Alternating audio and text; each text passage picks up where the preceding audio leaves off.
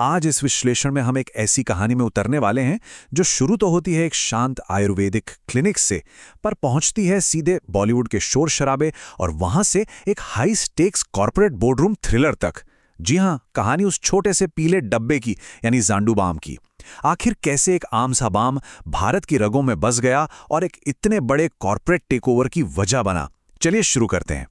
कहानी के बिल्कुल बीचों बीच चलते हैं। साल था 2010। पूरा देश एक ही गाने पर झूम रहा था।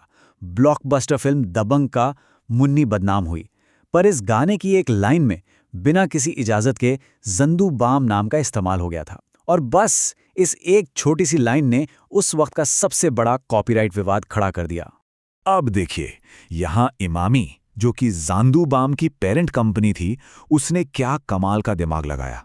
शुरू में तो अरबाज खान प्रोडक्शंस पर सीधा कॉपीराइट इन्फ्रिंचमेंट का लीगल नोटिस थोक दिया गया।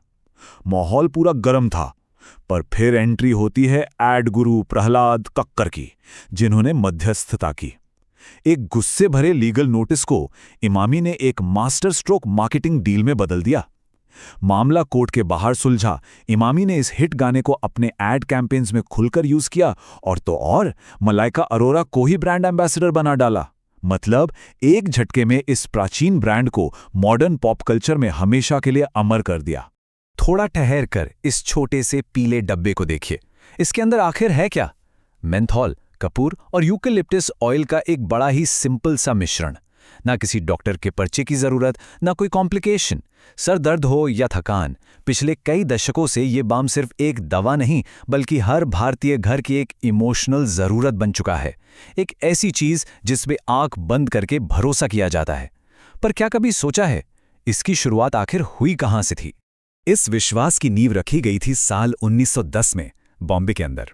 करुणाशंकर भट्ट, जिन्हें लोग प्यार से जांदू भट्ट कहते थे, उन्होंने इसकी शुरुआत की। उनका मकसद बड़ा ही साफ था, आयुर्वेदिक दवा हर आम इंसान तक आसानी से पहुंचे। जैसे जैसे डिमांड बढ़ी, 1919 में कंपनी पब्लिक हो गई। फिर 1990 में अंकलेश्वर में जांदू केमिकल लिमिटेड का सेटअप हुआ। और फिर आता है साल 2008 का टर्निंग पॉइंट, जब इमामी ग्रुप ने इसको एक्वायर किया। एक आम वैद्य की छोटी सी शुरुआत से लेकर इस मैसिव टेकओवर तक का सफर वाकई किसी फिल्म की स्क्रिप्ट से कम नहीं है। पर इस टेकओवर के पीछे का असली दृश्य कुछ और ही था। असल में जांडू की कहानी दो परिवारों की कहानी है। एक तरफ था वैद्य परिवार, जो पूरे आयुर्वेदिक एक्सपर्ट्स थे। इनके पास सारी टेक्निकल नॉलेज और मेडिकल हेरिटेज थी। और दूसरी तरफ था पारेख परिवार, पूरे व्यापारी लोग। उन्होंने बिजनेस को चलाना, मार्केट स्ट्रैटेजी और ऑपरेशनल कंट्रोल संभाला। शुरू में तो ये पार्टनरशिप बिल्कुल परफेक्ट थी, लेकिन वक्त के साथ पारेख्स ने टेक्निकल चीजें भी सीख लीं, जबकि वैद्य परिवार की आने वाली पीढ़ियां बिजनेस कंट्रोल में धीरे धीरे पीछे छूटने लगीं और उनकी आवाज को दबाया जाने लगा। बस यहीं से शुरू हुई असली दरार।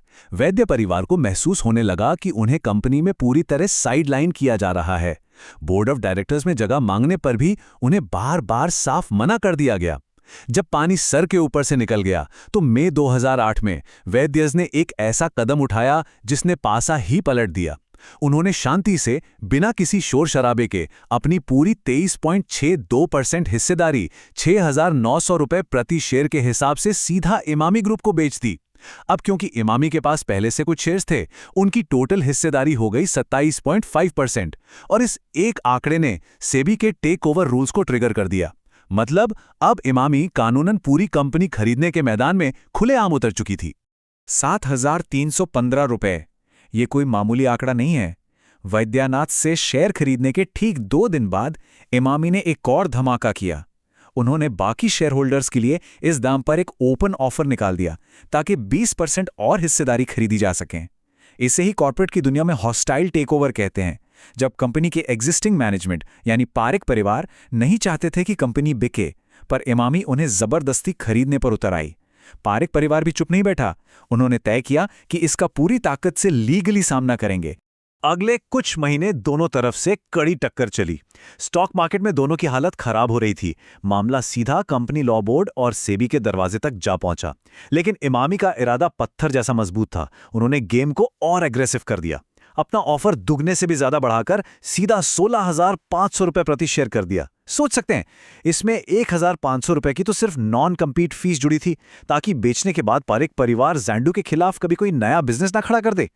और जब दाम इस लेवल पर पहुंच गया तो आखिरकार पारेख परिवार की हिम्मत टूट गई। 730 करोड़ रुपए! जी हां, इस बड़ी डील की टोटल वैल्यू यही थी। इस मैसिव दाम को चुकाने के बाद इमामी ने ज़ैंडू फार्मास्यूटिकल्स में लगभग 70% की एक कमांडिंग हिस्सेदारी अपने नाम कर ली। एक बेहद लंबा और कड़वा हॉस्टाइल टेकओवर आखिरकार यहां पूरा हो गया था। पर एक मिनट के लिए पर्दे के पीछे चलकर देखते हैं। 730 करोड़ रुपए जुटाना कोई मजाक थोड़ी था। इमामी के चेयरमैन आर.एस. अग्रवाल जी के अपने बेटे ही शुरू में इस डील के खिलाफ थे। उन्हें लग रहा था कि कंपनी ओवरपे कर रही है, लेकिन चेयरमैन अग्रवाल जी को ज़ैंडू की लॉन्ग टर्म वैल्यू पर अंधा विश्वास था। उन्होंने इस डील को पूरा करने के लिए लगभग 225 करोड़ रुपए का कर्ज ले लिया, जो कि पूरी डील का लगभग 30% था। ये वाकई में दिलेर कदम था, जिसमें उन्होंने बहुत बड़ा फाइनेंशियल रिस्क उठाया। अब देखिए, बिजनेस डिप्लोमेसी किसे कहते हैं। अक्टूबर 2008 आते आते ओपन ऑफर क्लोज हुआ और पारेख परिवार ने कॉम्प्रोमाइज करके अपनी बाकी बची हिस्सेदारी भी इमामी को बेच दी। पर इमामी ने यहां विरोधी को नीचा दिखाने का काम नहीं किया। एक मास्टर स्ट्रोक खेलते हुए उन्होंने पारेख परिवार के सदस्यों को ही ज़ैंडू के नए रिस्ट्रक्चर्ड बोर्ड में इंडिपेंडेंट मेंबर्स के तौर पर शामिल होने का न्योता दे दिया। सारे रेगुलेटरी हर्डल्स और सेबी के इन्वेस्टिगेशंस ऑटोमेटिकली क्लियर हो गए। एक कड़वी दुश्मनी को बड़ी ही समझदारी से एक म्यूचुअल पार्टनरशिप में बदल दिया गया। अब एक नजर इस पे डालते हैं कि आखिर इतना बड़ा रिस्क लिया क्यों गया। इन दोनों कंपनीज का कंबाइंड पोर्टफोलियो देखिए, सारी तस्वीर साफ हो जाएगी। एक तरफ ज़ैंडू, जो ज़ैंडू बाम और पंचारष्टा जैसी चीजों के साथ पेन मैनेजमेंट और आयुर्वेदिक हेल्थ केयर में लोगों का अटूट भरोसा था, और दूसरी तरफ इमामी, जिसके पास बोरोप्लस और नवरत्ना जैसे ब्यूटी और पर्सनल केयर के पावरफुल ब्रांड्स थे। दोनों का मार्केट अलग, दोनों का दबदबा अलग। एक तरह से ये पोर्टफोलियो बिल्कुल एकदम परफेक्ट मैच बन गया।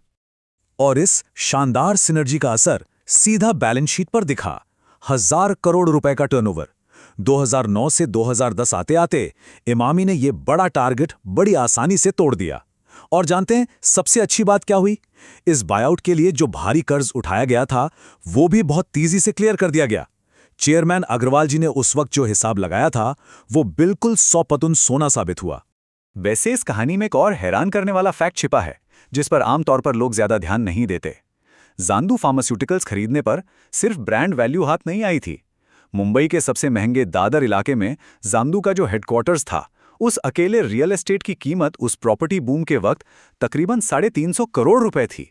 सोचिए जरा, ये एक ऐसी छिपी हुई प्रॉपर्टी थी जिसने ये साबित कर दिया कि इमामी का दिमाग सिर्फ प्रोडक्ट पर नहीं, बल्कि लॉन्ग टर्म टैंजिबल एसेट्स पहचानने में भी कितना तेज था।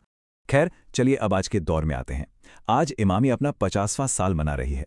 अगर नई आइडेंटिटी को देखेंगे तो पाएंगे कि उन्होंने अपने उस पुराने एलिप्स वाले लोगों को एक मॉडर्न, डायनामिक, ग्लोबल स्फीयर में ट्रांसफॉर्म कर दिया है।